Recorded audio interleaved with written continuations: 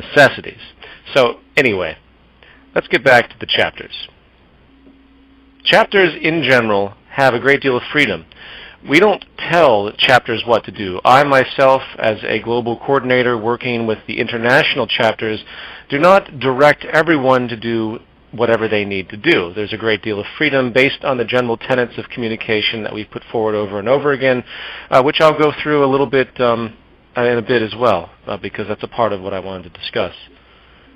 So if you have a chapter in, say, Mississippi, Bolton, Mississippi, we'll use that Bolton, Mississippi as a city chapter, a regional chapter within the state chapter. Of course, Mississippi is within the country of the United States, so that is the international chapter.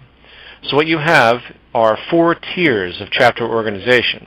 You have the international chapters, you have the country chapters, you have the state chapters, and then you have the local or regional or city chapter.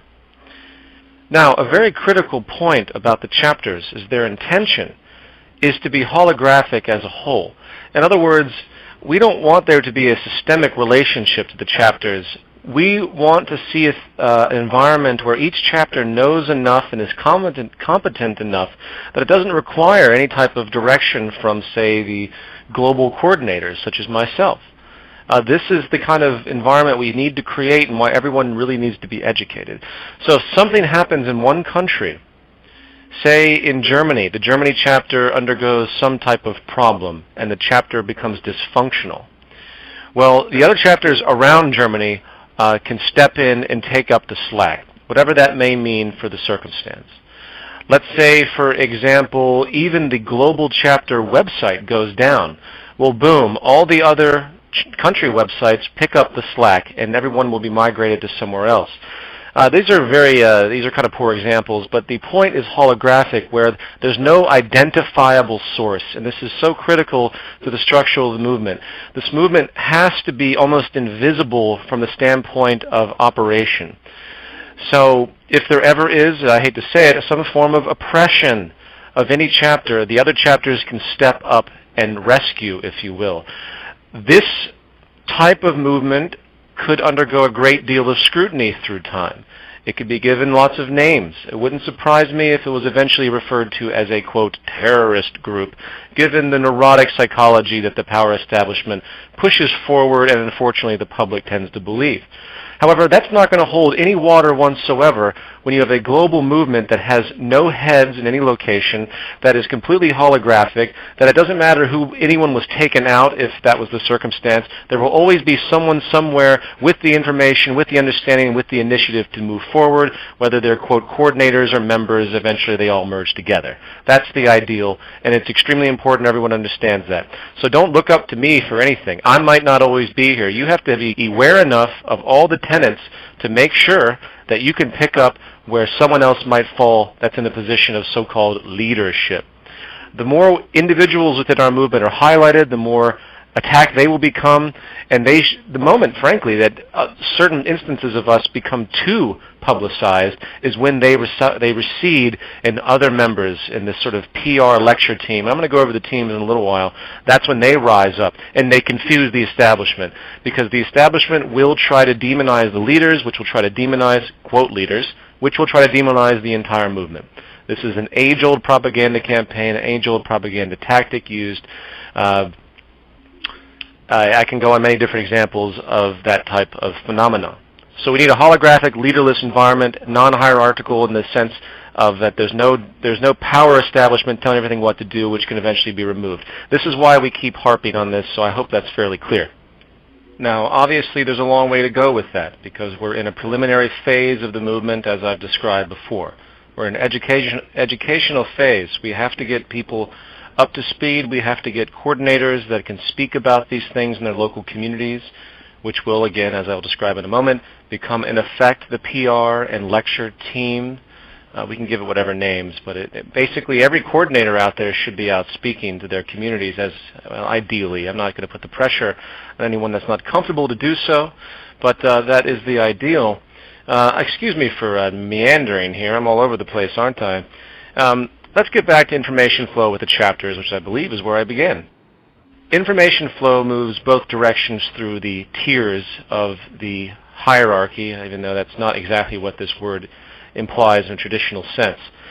When the international global coordinators want to initiate something, if we want to do a global effort, some type of global display, event, well then obviously it comes from the top down, but yet interaction comes back from the bottom up.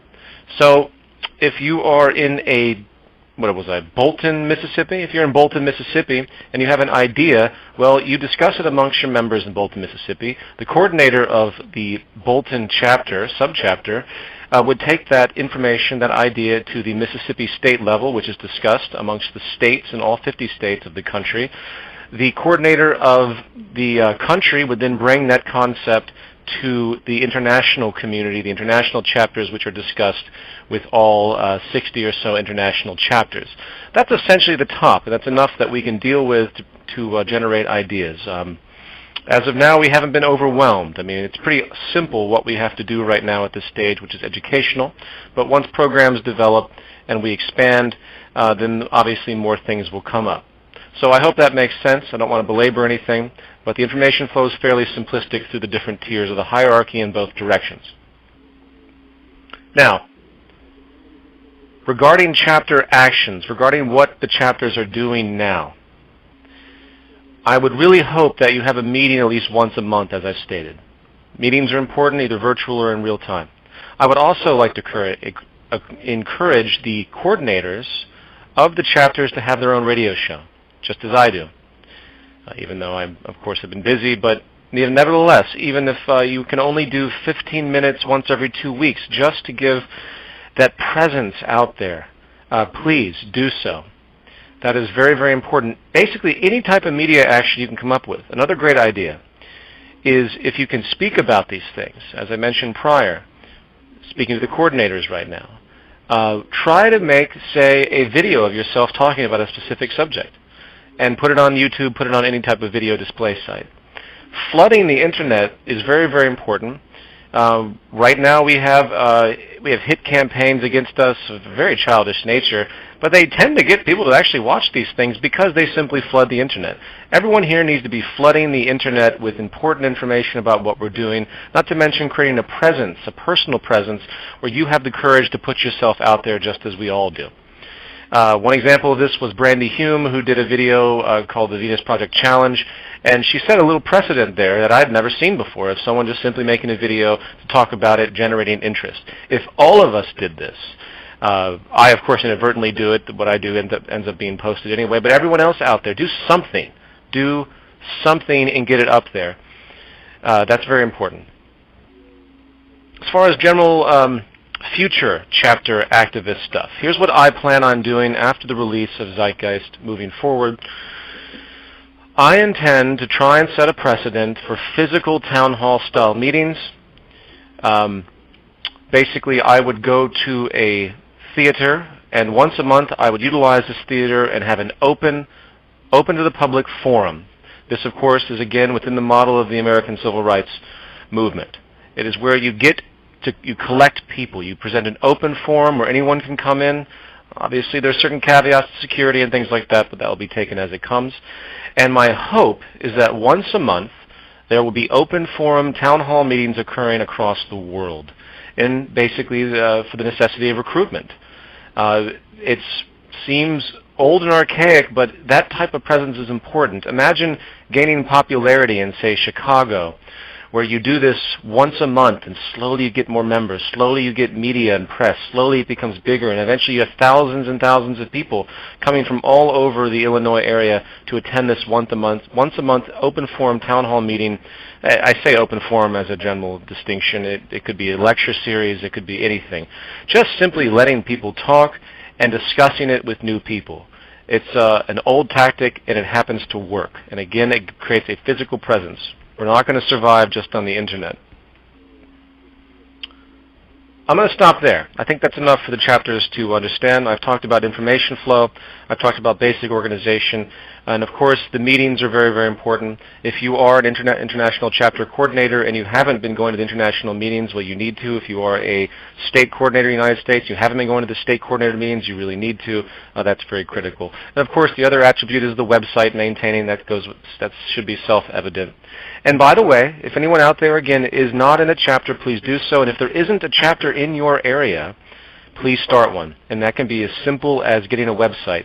We have on the Zeitgeist Movement site a template that you can download that is that should be easily installable. I haven't seen it recently, but it should still be there. I believe it's in our wiki. And of course, you have to get a hosting site, but almost anyone can get a hosting site for a couple dollars a month now, so it's hardly a large-scale cost. But just start it yourself. Just put anything up, anything, really, in any place in the world. This is how it begins. So just please try not to be shy. We can't be shy in this type of environment. I'm not doing this for fun. This isn't something that I enjoy per se, even though I really appreciate meeting people. We have less than 30 years, as far as I'm concerned, before a complete civil breakdown. And I'm not going to go into the specifics of that. But the more things break down, it works both in the general favor of the movement in the sense it will change values and change viewpoints, but it can reach a point of no return in a temporal sense where it will further distort and make things that much more difficult to overcome. But that's for another conversation. Before I forget, we do have a dedicated site for chapters information, zmchapters.com. This site is not updated yet, I'm afraid, but it will have information on our meetings as far as recordings of the meetings, as far as dates of the meetings. It will have protocols for operation, networking forum, resources where people can upload things that they've been doing within their chapters, etc. So check that out when we get it up. And one more thing, money issues for chapters. As I stated, with the release of Zeitgeist moving forward, it will be an attempt to give some kind of promotional money, meaning money to be used for promotional purposes. Note, and that's will be explicitly explained, but the money's not there to pay anybody for anything. It's there to be used to create flyers, to create banners, to hold events or small events, to do anything in the community. It's just to help out a little bit. And I really have no idea what's going to happen with that, if it will be even viable, but we can at least try, and it's really the best I can offer. But beyond that, as I've stated before, there are shirts. Obviously, we sell a shirt at the Global Zeitgeist Movement to support the administrative costs. I've stated that everyone can do that. Now, we're not here for explicit merchandising. I don't want to see any chapter site with tons of crap out there selling it. That's very bad for our image, not to mention I will not tolerate any form of monetary corruption or exploitation. But having a simple shirt that represents the movement, a custom one that maybe your chapter makes, it's a shirt for your chapter. And providing that for sale in a live setting or through the website is not a problem. That's absolutely reasonable if you're maintaining a chapter site and any small things that you might be doing. And any type of other projects, and we've talked about this before as well. So the second level of money related to chapters, and if you're going to have to raise money for anything, you have to make it 100% transparent. There's a thing called chip-in you can get, which can connect to different payment services. Say you need to say you want to have a screening of a film, you want to rent a theater, and it costs $400, and you do a fundraising campaign for that. You have to be very, very clear about that, and all that money has to be transparent and shown on the site through the chip-in. And we might, at the global site, in the event there is abuse, which has occurred in the past, we might just audit you. And we're not going to take anything from you. We're just going to make sure that no one's out there doing things for the wrong reason. But please note that any type of donations that are going to occur within your chapter or subchapter does have to be cleared by the global site if you're going to use our name. Ideally, we don't want this donation process. There's a very, very important reason for this because of the fact that money has psychological propensities built into it that will, I'm sorry to say, corrupt people. Everything money tends to touch, on average, turns to shit. And I mean that very explicitly. So if you want to get a donation for anything like an event, you have to tell the international coordinator, which will come to the global coordinators, and then you'll get approval to do so. And everything has to be transparent, and etc. Okay, now let's move on to teams. teams and projects, essentially, they would go together. The zeitgeistmovement.com, you can go to the Take Actions tab and drop down to the Projects button. This button will eventually be changed to just say Teams, I believe.